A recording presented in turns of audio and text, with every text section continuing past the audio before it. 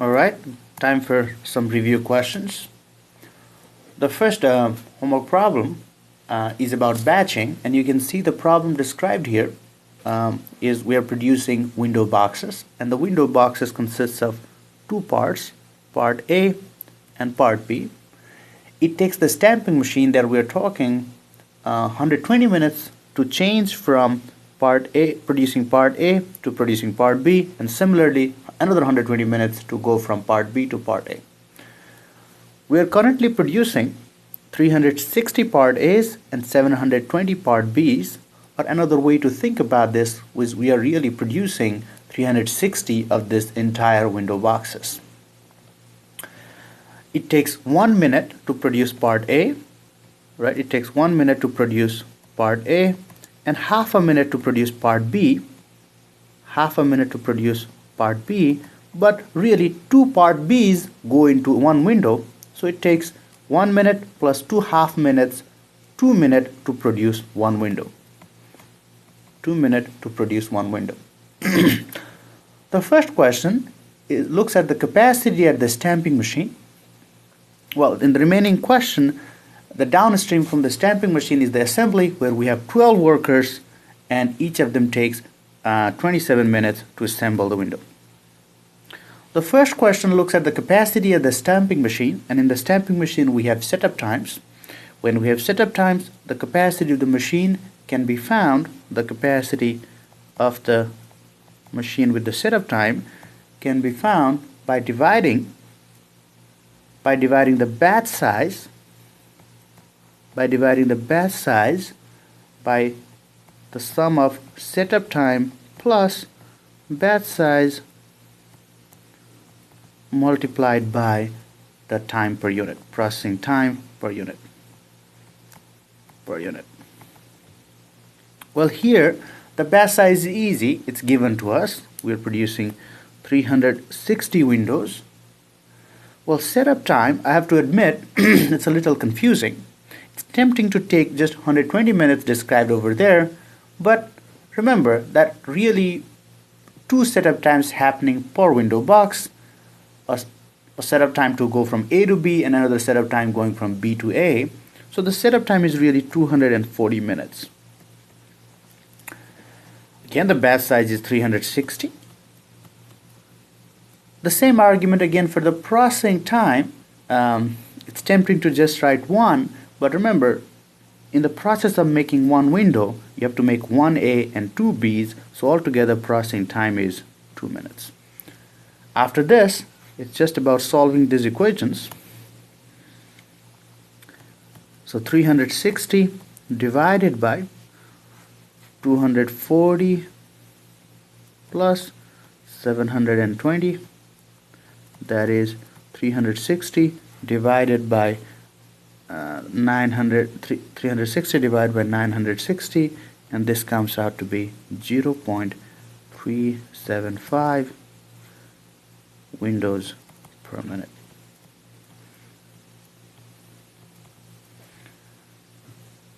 Now, the next question is, what is the capacity of the overall process? Recall, in any process, the process capacity is driven by the minimum capacity in the process, and so that the first one is the stamping machine, and we know stamping machine's capacity is 0.375. The only other candidate for the bottleneck is that there is an assembly operation, and the capacity for that one is given. There are 12 workers and it takes 27 minutes to finish for them to finish each window. This comes out to be 0.444. So the process capacity is just the minimum of 0.375 and 0.444. So the capacity of the process is 0.375 windows per minute. That is to say, the one with the stamping machine is the bottleneck. Alright, the next question is, what batch size would you recommend for this process? Okay. Alright. The last question here asks us to pick a right batch size. So I would first like to ask you to think about the following question. As the current batch of 360, is it too big or too small? Well, now, would they be too big? Well, if it were to be too big, how do we know it? You know, if it was to be too big, the bottleneck would be somewhere else in the process, and we can afford to lower the batch size. But here, it's opposite. Notice the capacity constraint of the entire process is driven really by this stamping machine. So we are setting up too often. We are stopping the bottleneck and shutting down the entire plant, and which slows us down. So that is just as, at least conceptually, we want to increase the batch size. But by how much? Well, we have to balance the line and just compute the batch size so that it matches with the assembly step. Well, the assembly step has a capacity of 12 divided by 27. So we want our stamping machine to have that capacity. In fact, we want that to have exactly that capacity. Well, how do you do that? Well, find a batch size such that the capacity, find this batch size such that the capacity would be 12 over 27. Well, everything else is exactly the same as here, except for that now we are seeking to find this batch size. Well, if you solve this, and I'll leave that for you to solve it. Let me write one more step here. The cross multiplication 27b equals to 12 multiplied by 240 plus 24b. If you solve this, you will get b equals to 960. So instead of making a batch of 360 windows, you really have to have a batch of 960 windows, which means you have to produce 960 A's and 960 times 2 B's at any given time. Alright, now let's go to the next question. The next question is about a small restaurant that makes ice cream. And in this, there are 3 kinds of ice creams. Fragola, I can't pronounce this Italian, but Fragola, Cioccolato, and Bacio. The demand is 10 kg for Fragola, 15 for Cioccolato, and 5 for Bacio. On the other hand, the setup times, there is 45 minutes for one, 30 minutes for another, and 10 minutes for other. We also want to know what is the producing capacity. The producing capacity is 50 kilograms per hour, no matter which flavor it is. Okay, in the first question, we're looking for how many kilograms will be produced in one batch. To find that, we want to start by figuring out the production rate. Well, the production rate, we want to match the supply with the demand. So the production rate should be 10 kilograms of Fragola, 15 kilograms of Cioccolato, and 5 kilograms of Bacio, making it 30 kilograms per hour. So we have to produce at this rate. Similarly, what is the total setup time? So the setup times are 45 minutes, 30 minutes, and 10 minutes, making it 85 minutes. Okay. Now we need to convert this into hours because our demand here is in terms of hours, but the setup time is in terms of minutes. We really don't want 2 different units. To convert into hours, we divide 85 divided by 60, comes out to be 1.41 bunch of 6s hours. Well, now we have everything we need to solve this problem. So the question is, what should be our batch size. So our capacity has to be 30 kilograms per hour. We are looking for a batch size. Our setup time is 1.416 plus, looking for a batch size. What is the processing time here? Well, the processing time is, remember, this is the processing time per unit. In this case, processing time per kilogram of ice cream. Well, if you can produce 50 kilograms in an hour, it takes you 1/50 hours to produce 1 kilogram. So your P really is 1/50. Thus, this is just about solving this equation. 30 equals to B divided by 1.416 plus B by 50.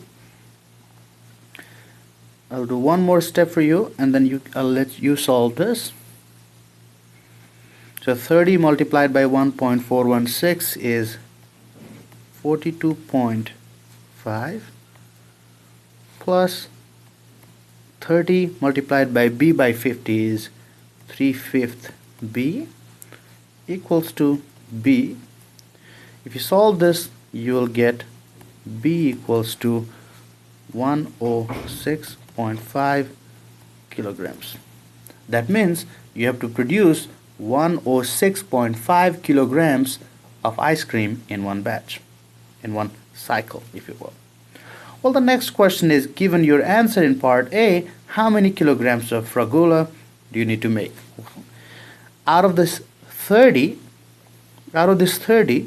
10 kilograms is Fragola.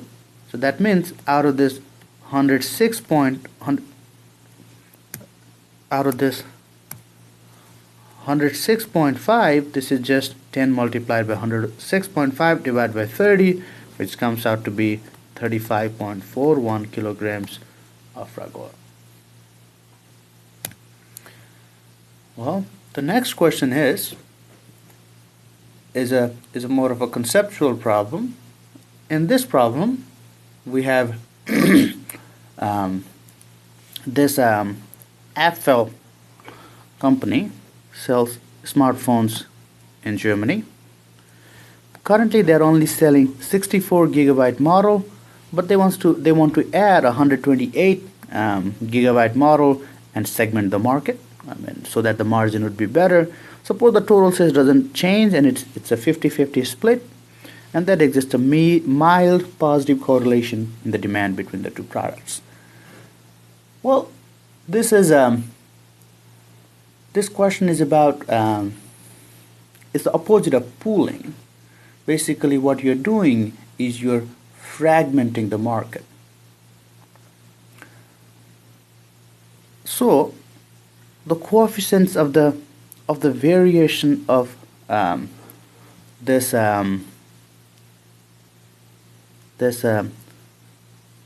64 gigabyte phone will go down. What do you think? Is it true? Remember what happens in pooling. In pooling, when we pool, the aggregate demands variability will go down, right? When we pool the aggregate, so if we have two products and if we pool it to be one, the variation is going down. But if we go from here, a pooled, to going up, obviously the the variability has to go up, right? Going from 2 to 1, your variability went down. That means the reverse should be true. Going from 1 to 2, everything else held constant, the variability should go up. So obviously 1 and 2 are not correct. The second is the only right one. The coefficient of the variation of 64 gigabyte of phone will go up. So that takes care of 1 and 2. These are not correct. Now the next question Next question is, it would be nice for the production of the distribution process if the memory component would be, which is the only difference in the model, to be inserted in early in the process. So what this is saying is, we start with two different models to begin with, and then go from there. Whereas the number 5 is saying, well, use the same process until really late and use this modular part, this chip at the end. Remember, this is a classical case of delayed differentiation. So we always like delayed differentiation. So 3 and 5 are the only two answers. The next question, there are two machines. Only the first machine requires the setup. It takes 10 minutes to set up the machine. The first machine takes 3 minutes per unit, and the current batch size is 20. So that means the capacity is batch size of 20 divided by the setup time of 10 minutes plus batch size of 20 multiplied by the processing time of 1 unit is 3 minutes. So the capacity is 20 divided by 70. On the other side, the second machine does not have a batch size, and it takes 4 minutes to produce 1 unit, so the capacity is 1/4. Well, which one is bigger, 1/4 or 2/7? 2/7 is bigger, so this machine is faster. The second machine is slower. So the second machine has to be the bottom line. So this is equivalent to 2/7.